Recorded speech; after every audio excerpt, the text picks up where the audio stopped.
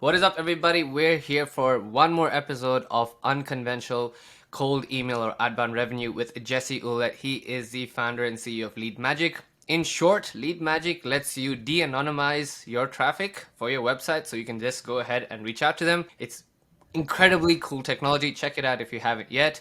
Along with that, Jesse has also got a new offering now where he reaches out to people and does cold emailing as an agency. So absolutely crushing it. He's a user on our platform and it does really well. But the main thing I brought Jesse on board is one and one alone is to speak about email infrastructure and deliverability. He is the absolute king in this space. Everyone on LinkedIn harps on and loves his content, and he's on point every single time. Jesse, thank you for coming on board. Hey, thanks, man. It's really been a pleasure to work with you and love everything you're doing out there and with Smart Lead.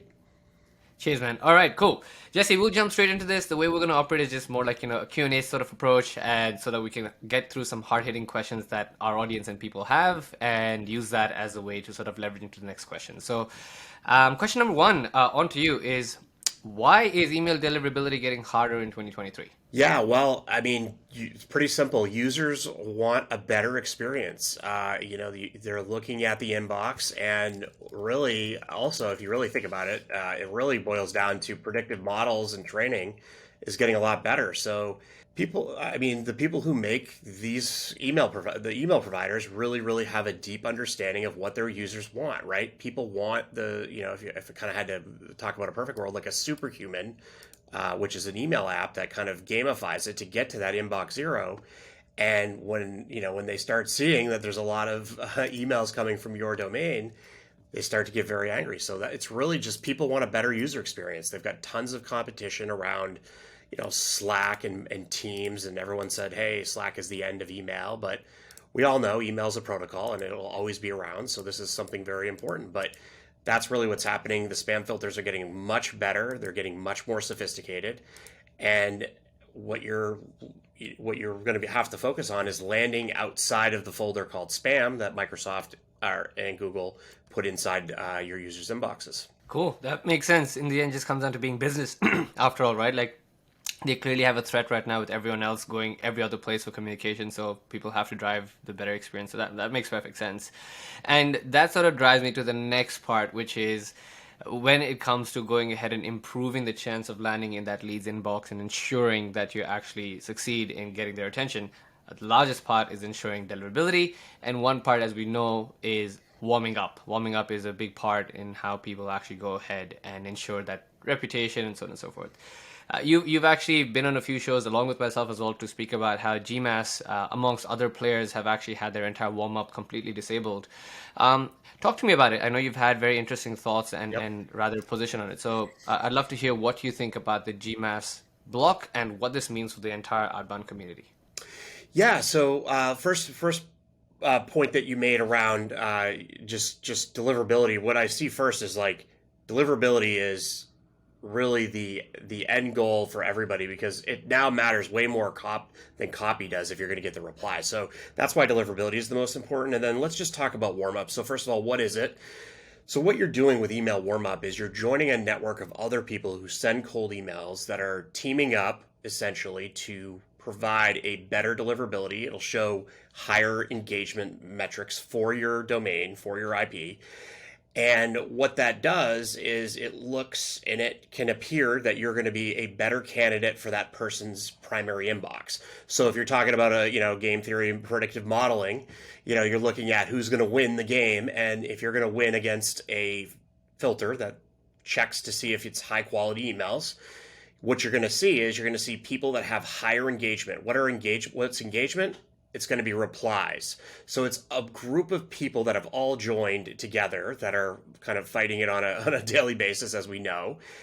And what those people are doing is they're sending emails around, and they're doing that. And then really what's changed recently is Google has now kind of made the first shot against cold emailers. And what that means is they've now said for all of the people that run secure. They went through the security protocols of Google. What they've done is they've actually made it. They've told everybody that's an official partner of Google's API for their Gmail product that went through the security audit. They've told them now that they are no longer they're going to need to shut down any warm up services and stop marketing them that they're offering through their API. So that is a big change, right? That is a massive change because number one, it's a little bit odd because if you think about what they did is they just charged, a bunch of companies Yeah. $30,000-$40,000 and they said, hey, by the way, you can't do what you're doing anymore. And now that you've signed our agreements and you've done that, right? So that's what's really happened. And GMAS was probably the one that they looked at the most. I'm sure they were generating, I don't know how many, I mean, founder's a great guy, knows his stuff, but it's like they looked at that and they said, no way, we don't want this on our network. We don't want this on our API. So now you're going to need to find alternative ways to do that. And we can get into some of that, but that's kind of what happened. It's a gray hat tactic, probably, if you really have to break it down. But it's very similar to getting good engagement on a LinkedIn post or something like that. Yeah.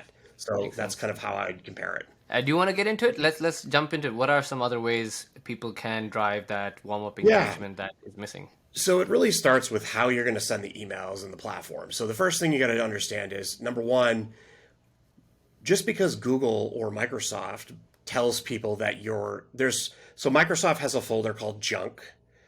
It's completely ran. It's an AI model, right? And we all know that AI has problems with transparency and how the model was built, right? The people that inputted the model, the people that are there that do that. And then if you look at Google, right, they have a folder called spam. Now that everybody's like, well, why are you saying a folder called that? It is spam. Well, to some people it is, right? So what those folders are designated to do is they're designated to prevent a certain behavior, which typically kind of borders on a couple of areas. One of them is like phishing, right? People trying to get your passwords and stuff like that. But that's kind of, spam is more towards your people that are more doing marketing, more direct marketing to you, more like asking you for something or a sales kind of motion on you with maybe a group of kind of prospectors or sales development or sort of like full cycle AEs. But what's happened is those folders now, it is much easier to identify this type of traffic, and they're getting more accurate in identifying people with a cold email patterns, which we could talk about a little bit here of like what pattern that might look like compared to the other traffic that's coming from that network. But Just go for it. so if you have to break down the four types of, and I've talked about this a lot, but if you have to break down all of the different email services that any sort of company has, right, you're going to have your transactional emails, which is going to be like you're messaging people with your product updates or not really product updates, but more like about your product and maybe forgot password, things like that you'll use like a SendGrid or something like that. The other one you're going to have is corporate, which is like, your finance team emails vendors, all the different little ones. I guess recruiting can go a little bit towards the sales side, but let's just say it's, for all intents and purposes, it might be HR, talent acquisition, and they're sending offer letters, or they're doing like investors, you're emailing them. And then the third one is the marketing and the bulk email, and those are only opt-in. So if you think about this fourth pattern, that's the one we really want to start thinking about, right? And what that fourth pattern is, it's people who send automatically generated emails to groups of people in a volume that's, like 20 to 50, maybe more, even more if you're some of the companies, but per day. And what we're looking at there is that pattern. If you consider the other three options that I talked about, so you have one, transactional email, which is like forgot password, marketing emails, which is the newsletters and the bulk opt-in. And then the third one, which would be your corporate emails internally. If you have all three of those, and then you compare the number of complaints on one to the number of complaints on a sales email, boom, you just found all of the sales emails, right? They're not going to come in as a fish. They're going to come in as a complaint. And the number is going to be on a scale of 10x more than those other ones. Why? Your marketing team, unless they're doing something really bad, which is putting people that they haven't had opt-in, they would not be complaining, because people don't really complain unless they haven't opted in. True. So you really just have to think about the other patterns. And what they've done is they've said, okay, well, anybody who has this pattern where, cold emails cause friction, and that friction, that complaint, when they report a spam and the UI gets better and better to ask the user what they think of this post, what they think of this email, that's why the emails start to trend towards a spam folder. Now, Right. this is one thing the gurus won't like, but all of your emails, you don't know really where it landed. You can only test it because the Yes, only person who really knows is the person is who's the got that end email. person. Yes, thank you for saying that. Yes, that is true. Right. Yeah. And that's where everybody's kind of confused right now. So, what you need to do is you need to be sure through testing and warm up that you are landing inside a primary inbox, Mm, right? mm, And the best way to know that is by sending and testing mm, in groups of people to make sure that you are, because if you're not, you could be in the folder called spam. Maybe you're in the promotions, mm, but you're typically in spam if you're sending sales emails. mm, mm, mm, And mm. what that means is the impact has been to either your IP, which is not possible because you can't really block Google or Microsoft IPs Mhm, really for the mhm, most, it's very hard, maybe mm, Zoho a little bit, mhm, but the domain name gets toasted. And that's really where the spam filters have started to focus. So if that domain name gets any sort of, knocks or mm. whatever, Yeah. and it's getting them at a certain velocity. Velocity is what it's really looking for. So if Mm, they see 3 or 4 people hit it at the same time, that is like, mm. see you later. Right. And there's Yeah. only two companies that Mm, really matter in this, and it's mm, Google and Microsoft. mm. Yeah. True. Fair enough. That makes absolute sense. That makes absolute So that's sense. kind of how I view it, and it's just you got to be better at not getting those complaints, Yep. reducing any sort of like bounce, anything else that would tarnish your domain reputation. Yep. You've got to do whatever you can do to get higher in those areas. Makes sense. And on that concept of deliverability and optimization, I want to sort of throw this question to say, and this can be anything, right? What are 5 things, and you can take your time to answer this. What are 5 things technically you would do to best optimize your campaign to be successful? Technical can be copy or just infrastructure. Sure. Yeah. So on in terms of my campaign, the first thing I would do is I would find that I have the right audience, Yeah. right? Because if you have the wrong audience, the chances of you getting reported as spam is pretty good, Yeah. Yeah. right? And people So don't if get you that, got the right? wrong People audience, think they didn't opt in, people that's bad. That's it. People think that just by getting validated emails, that is called validation. But if you're selling a completely different offer to the completely different audience, even though your emails are valid, you will still be marked as spam. So yeah, you're on the Yeah, money there. exactly. Mm, So that's one. So audience. mhm. The next one would be the message, right? Yep. So the message. What I Mhm, and really what I think of when I think of message is like what are you helping? What would you help that company with, right? And mhm, I'm mhm, stopping short of the next one, which is offer. mhm, mhm, But this is like the message of like, hey, we're relevant because of this reason, and here's a reward other companies have gotten by working with us, and mhm, here's a mhm, request that's in line with a cold email that they're getting thousands of emails in their inbox every mhm, single day, and they want them gone, mhm, mhm, right? mhm. So if you kind of think about those three components, which would be uh, the relevance, the Mhm, reward, and the mhm, request. mhm, That's how I break down an email, and I say, well, mhm, what's the relevance? Well, I saw that your website is performing at, let's say I'm a web designer, web developer, or mhm, whatever, and I saw your website has low page metrics. mhm, mhm. You know, we help companies that use Yeah. Webflow XOZ. to Yeah. optimize their page, and it helps companies get more traffic, whatever, give Yep. some stat, 3x, whatever, give something. Yep. Is this worth a conversation? Would you like to learn more? The CTA is even more important because remember, nobody wants you just to send calendar links right away. They want you to kind of Mm, like they want to feel like you're asking them a question that doesn't have to be solved with a meeting, right? Would it be worth a discussion? A fair enough. meeting is Yeah. a very big step. Yeah. It's high friction. Yeah. So Makes that's the third one, and Yep. then I guess so. If we go to the third one, it's going to be your offer. Yep. That would be the third Yep. one, and that's like, Mhm, what is this person asking for? Is it a meeting? mhm. I don't take meetings with anybody anymore, so you kind Yeah, of have no to ask problem. if there's a conversation. Yep, makes sense. Yeah. So the other two things right now I'd say is going to be how you're lining up your inboxes and sort of that I call it the inbox management structure.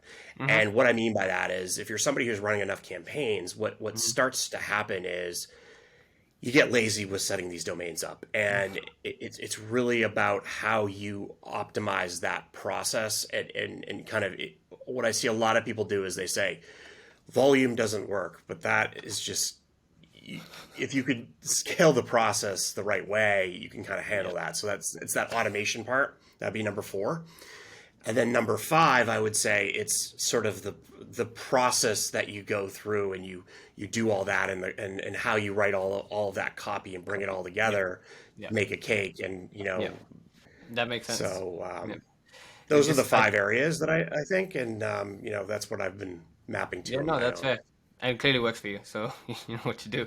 Yeah. Um, on the layer of the copy part that you spoke about, I want to speak on two separate but individualistic topics. Nowadays, a lot of people are looking into Spintax or A/B testing. Do you do much of that on your side? And if you do, how do you manage it? Yeah, so we always like to keep at least 30 to maybe 50% of the copy different on every email, right?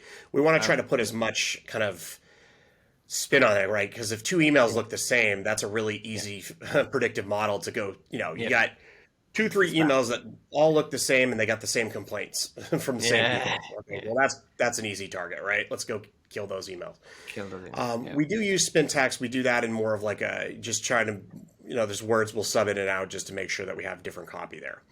Mm, mm, Where mm, I think I might disagree with even some of my own friends that are, I mean, mm, exceptional at this cold email thing, right? mm, I guess if you call it a thing, but uh, I do disagree a lot with a lot of the personalization methods that go on. Like, mm, I don't think like I'm not a huge fan of like the fake compliments and like mm, I just think it lowers the value of what you're trying to do. And if you're really trying to be deliberate and your service is valuable and you can help them, mm, like, you know, I always caution people on like the number of personalizations. And I have friends who run software companies and stuff like that, but I think what you need to do is incorporate that in so there might be something in there that it just can what you want to do is make sure this thing does not sound fake. So definitely Yep. work, use tools like, you have some great guides on Yep. your stuff. I mean, Mm, do it the right way, but don't sound fake and don't yep. like if they think it's fake and you're just extra Yep. generous, like you're going to lose points big time there. Yep. Yep. Fair enough. Makes sense. That's Makes my absolute that's my sense. opinion there, right? No, that's great because I was actually going to throw a next question, ask you about how you actually got into personalization, but you've absolutely answered that, and that makes sense. So for those who are actually trying to get into personalization, what are ways they can do that at scale? Put aside AI writers, right? We know they exist; they're in the market. There's a bunch of them there right now. Let's say that's one aspect using AI writers, but putting that aside, what are other ways Yeah, people can go ahead and personalize? You briefly spoke I about can give you a couple. yeah. Yep. Let's go into Yeah. it. Let's go into So one of them would be so there's some great things you can do with firmographics, right? So if you know where, well, first of all, in the company, of course, right? And I don't mean just grab some cheesy like something they did, like break it down so it looks right in the email, right? Like make sure that it's like, hey, I saw you, like what you guys are doing in the beat, this space, maybe using some of the Apollo keywords, maybe use it like whatever you're gonna do, but you're going to be able to personalize towards the firmographics. If you're going to go to the person, remember they know themselves well, or they think they do, or whatever. You got to be very careful when you're doing it. Like if you're calling out, like I know people are trying with like restaurants and things like that. It's like, by the way, I've got this. What if they actually asked, like first call you get on with the person, they start asking you about that stuff. mm, mm, You mm, know, mm. and if you don't know that restaurant, you're going to sound pretty cheesy if you just use like a, like some sort of, like it's like, what are you trying to do here, right? Like Yeah, yeah, yeah. it's not always a great way to start out a business relationship with somebody when they're like faking that they've been to your favorite restaurant in town. I mean, I'm not a huge fan of that, even though I think it's kind of cute and it's fun. But like, you don't have to be cute and fun. You just have Yeah, to be relevant. You have to call something out. One to the point. area that I've seen work and is you could talk about how long they've been at the company, Sure. number of Yeah. months, which is Yeah. also a very granular number, and that's really Sure. interesting because Sure. you can easily pull that data or hiring stuff they're hiring for and calling out words in the Makes job sense. description. That's a little bit cleaner, or maybe something they've posted about.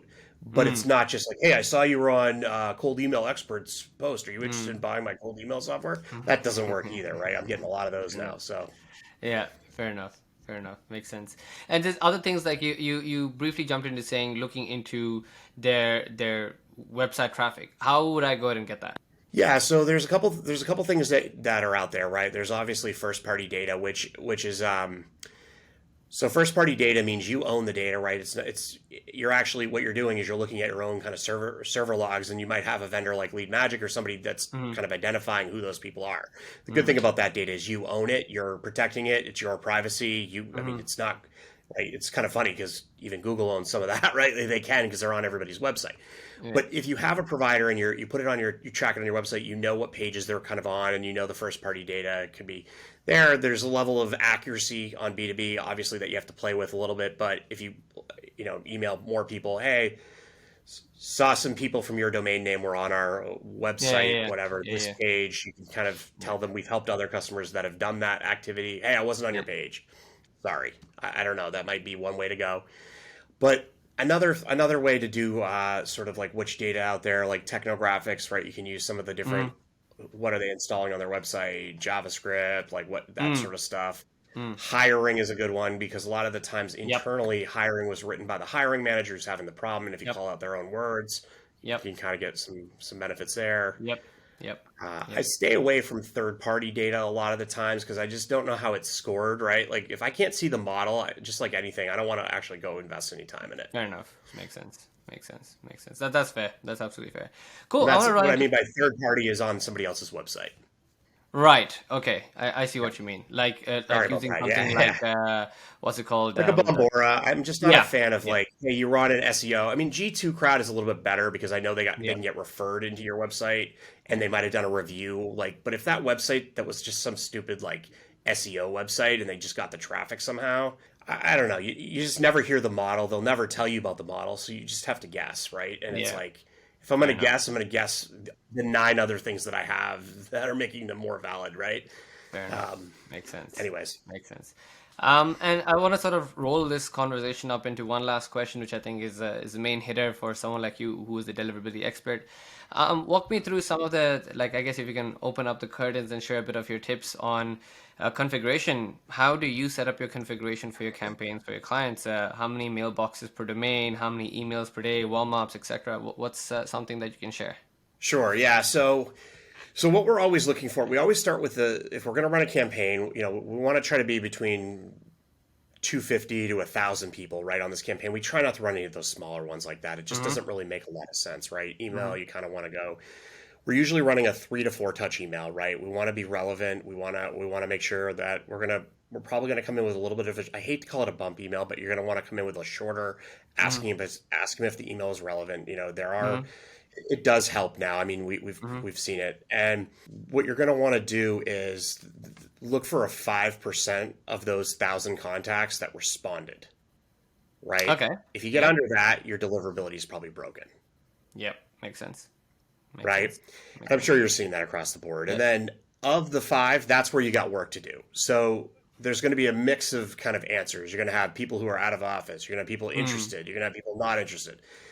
The best thing to do is just ignore the stats on it and just look at every email and read the context, right? There's a lot of nonverbal cues inside an email also that I think people take I had a deep background, 15 years of enterprise sales, Mm-hmm. and we were very good at reading, like, I was very, I got good at it, right? Like, I did it a lot, right? Experience, skills, right? And I would read the room really well and I could kind of Mm. understand how people feel. And Mm. I think there's a lot of that in email that people like. I'll run campaigns for people, for founders even sometimes, and they don't even want to look at the emails that are negative.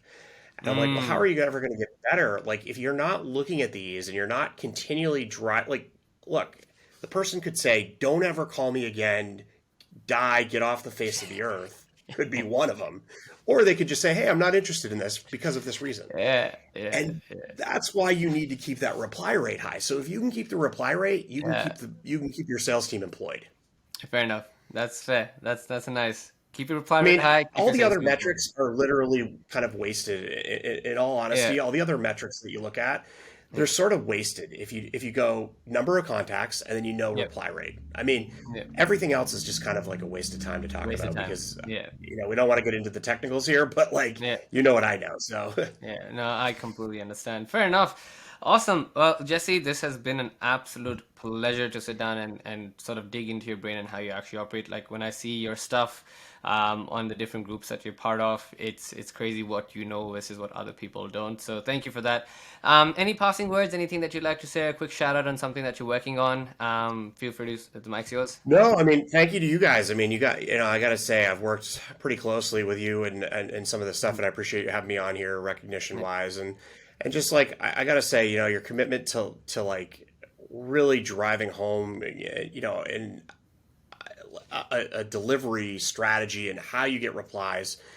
I just think there's just not a lot of vendors, out there that are willing to do that. And look, even product stuff, like like obviously I have some high demands, and and then I look at I'm like, wow, I'm not, this product is unreal from a cost perspective, right? And hey, don't go raising my prices on me, but it's still like the value that I'm getting is just, Yeah. phenomenal. And I think it's been a really good partnership there, but also I want to try to add to the partnership. So I really love Smart Lead. I think if you're not, if you're not using it right now, you're really missing out. So I really respect everything that you've done, and I get a lot of interview opportunities for different email vendors, and I am using Smartlead, and I will endorse it. So Cheers, man. that's kind of it. Appreciate that. I really appreciate that. Thank you so much. And anyone looking to de-anonymize their traffic, hot leads, check out Lead Magic. And if you're doing any sort of outbound campaign, you want someone to come and systemize your business, Jesse's your Yep, person. we We love that. recommend him always. So get in touch with him if you're struggling with anything configuration wise. The man knows his stuff. So thank you all. Have a great day, and I'll see you in the next episode.